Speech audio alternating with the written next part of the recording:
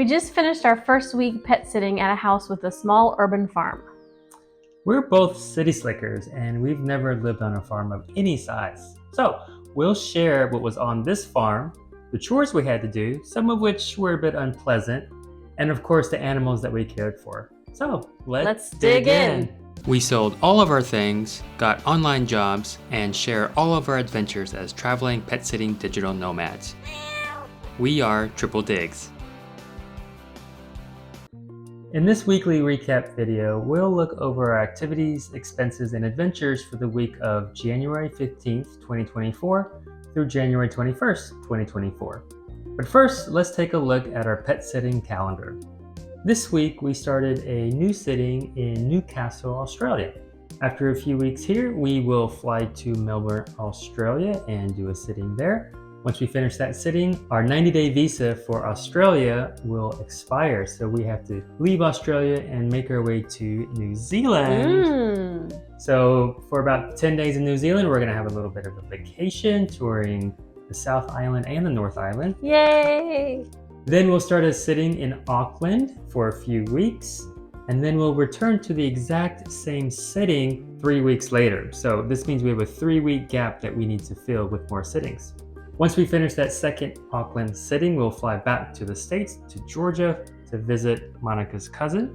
After a short stay in Georgia, we will make our way to the Dominican Republic, where we will take a 1-week vacation. Afterwards, we're gonna fly to the Caribbean island of Curacao and begin a 3-month sitting that involves 9 dogs and 2 cats. Once we finish that sitting in August, we're gonna return back to the States in Georgia for a quick stay. And then we're gonna fly over to Okinawa, Japan, so that Monica can do a 2-week workshop with her online teaching job. The next confirmed sitting after that is in Kansas City, Missouri, but that won't start until October, so we do have a bit of a gap that we need to fill. Okay, here's a little calendar update. We didn't get any new sittings confirmed this week, and for the 3-week gap in New Zealand, we still have the pending application from 3 weeks ago. We haven't had any reply from the host, so we've decided to apply for more sittings to replace it. The first application is in Wellington for a week, and the second application is in Auckland for a week. It's been a few days since we've applied for those sittings, so we haven't had a response yet on either of them. We also have a gap between our stay in Okinawa, Japan and Kansas City, but we can't apply for any sittings yet because we don't know the exact dates for the Okinawa trip. So let's talk about the sittings we've had this week. So the week began in Sydney, and halfway through the week, we moved out, finished up that sitting. As usual, moving out of a sitting involves us packing all of our stuff, making sure we don't leave anything. One thing we did special this time was that Monica made a cute little painting and left it for the host. Yeah, it was just a little 3x3 watercolor painting of a pretty vase with a bunch of flowers. Once we left Sydney, we had to get to Newcastle. So the way we got there was by train, actually. Newcastle is a coastal city about 90 miles northeast of Sydney. The train system is just really fantastic. So we ended up riding the train from Sydney to Newcastle $4 to travel 90 miles. It was a 2-hour trip. It's just really amazing how easy, convenient, and cheap it is to get around. Once we got there, we walked to our hotel, and then we met up with the new hosts. They showed us everything around their house, showed us their pets, showed us how to care for them, showed us the farm, showed us all of our chores. Next morning, we started the sit. Okay, so here are some tasks and duties for this sitting. Obviously, feed the cat and dog, exercise for the dog, play fetch, he loves the ball, take out the trash and recycling, water the plants, and there are some farm duties as well. Farm duties? Let's get into the details about this farm. So this is a small urban farm, and it's the first time either of us have cared for a farm. This particular farm had some chickens. We were excited about the idea of collecting fresh eggs, but we were a little apprehensive about how to take care of these chickens. Turned out not to be that bad. The host showed us everything we needed to do. First of all, some of the chickens were separated because they weren't very nice to each other. So we had to collect eggs, feed them, top up their water in their separate spaces. We also needed to replace hay as needed. especially in the area where they lay their eggs. And then we also had to let them out and, be free-range chickens every now and then. So for us, the task for us was trying to collect the chickens, and we ended up using an old rake to kind of corral them back.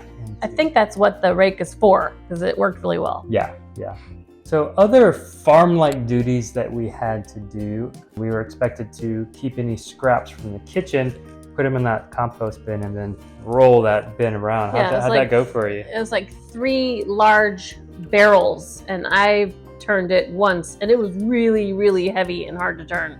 And kind of gross. You got some juices. And it was kind of gross. It had all, some gnarly juices, But we learned quickly. The next time you don't kind of get out of the way a little bit. But the best chore was to harvest the veggies. The host said that we could pick whatever we want and cook and eat whatever we wanted. So what did we end up getting this week?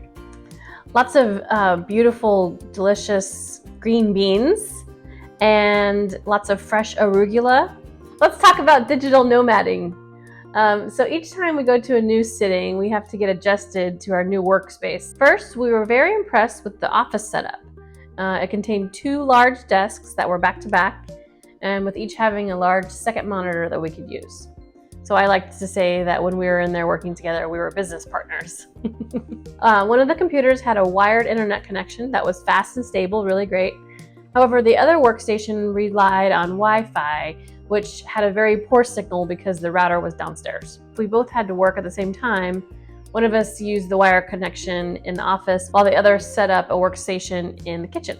So let's get to the pets. We already mentioned the chickens, but the main attraction for this sitting was a dog and a cat. Meow. This dog is a chocolate labradoodle. Aw, a puppy. Yeah. Frankie is her name. This is the first time we've sat for a puppy. So this is by far the youngest dog we've sat for. So far has really showed because she has so much energy. The one thing she loves to do is just play fetch with the ball or a rubber ball. So in the backyard, we just throw the ball. She runs, gets it, and brings it back, drops it in your hand. You can do that 10, 15 times. So happy. Just so happy and just full of energy. Frankie also loves to chase her tail and run around in circles. She'll just run around, zoom, zoom, zoom, zoom, pause, and then see the tail again and just keep zooming around trying to get that tail. Sometimes she gets it, sometimes she doesn't. So cute. All right, so what about the cat, Monica? Okay, and they had a really cute cat named Gigi. And Frankie and Gigi matched. They were both like really dark chocolate brown, kind of black. And Gigi was a big old fat cat. She likes to meow, and she'll keep licking you until you say, "Get out of here, Gigi." Okay, a little bit about our daily living. When we were at the previous sit, the last day, the owners had a bunch of food delivered to the house so that they would come home and wouldn't have to, go shopping. So we were thinking, this next sit, we're not gonna have a car. We're not gonna have access to a car, and taking the bus or taking the train to the grocery store and then coming back with like 5 bags might be a little much. So we looked into it and we did the online grocery delivery, which was great. You can order things and it's delivered like the next day. It's very cheap. In the United States, I think they would charge you an extra $5 to $15. Yeah, but here in Australia, it's like $2 for delivery to your door with groceries. So that was great. So we made a list of all the things we want to cook and just quickly went through the website and ordered it all, and they came the next day. It was great. I've still been doing a lot of cooking every day.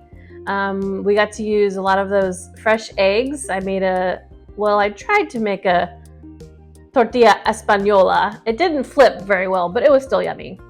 But I made a few dishes with those green beans and the arugula. So that was really nice. And the kitchen also had lots of really great kitchen gadgets. Our favorite was the high-end espresso machine. I was making us delicious lattes every morning. And they had a soda stream with gas refills. As far as getting around, like I said, we don't have a car, but the bus stop is right there. So very convenient. And for exercise, I'm proud to say that we've been staying on track with the T25 workouts, and it's been fun. Okay, let's get into our expenses for the week. So for groceries, we ended up spending $198. We tried to buy enough food for almost 2 weeks, so groceries were a little bit higher than usual. For dining, we spent $84 this week. Most of that was for our transition from Sydney to Newcastle. We ended up eating out a couple of times. And then for fuel and transportation, we paid $92.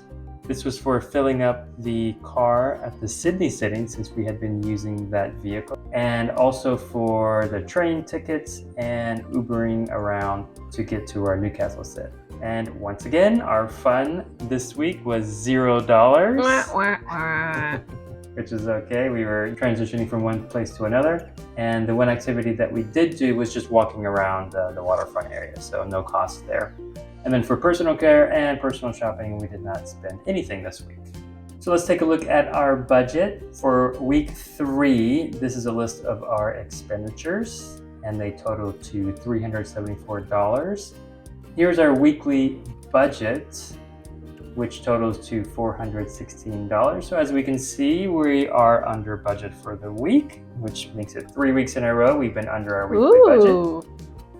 And then if we look at our year-to-date expenses and budget, first, our expenditures year-to-date total up to $875. And then if we look at our budget year-to-date, here are the values for each item. And year-to-date, our budget is $1,247. So we're looking really good for the first 3 weeks. We're several $100s under our budget.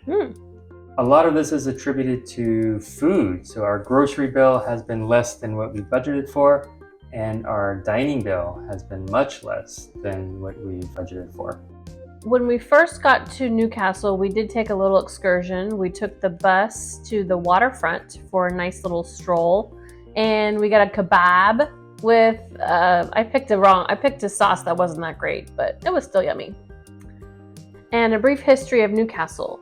Newcastle is the largest coal exporting harbor in the world. It's located in the Hunter region, which has large coal deposits. And there is a river, the Hunter River, and the population is about 350,000 people. And there are lots of beautiful beaches here that we're looking forward to checking out. All right, let's wrap it up for the week. So this is when we share a favorite moment of the week or share something we're looking forward to next week. So Monica, what are your thoughts? So I'm looking forward to the fresh vegetable garden that they have, using some of those herbs and the beans and also the fresh eggs. Ooh, yeah, fresh eggs would be great. I'm looking forward to those beaches that Monica mentioned. So yeah, luckily the bus that's right around the corner can take us directly to some of those beaches. All right, well that does it for the week. Thanks for watching, and we'll see you at the next dig.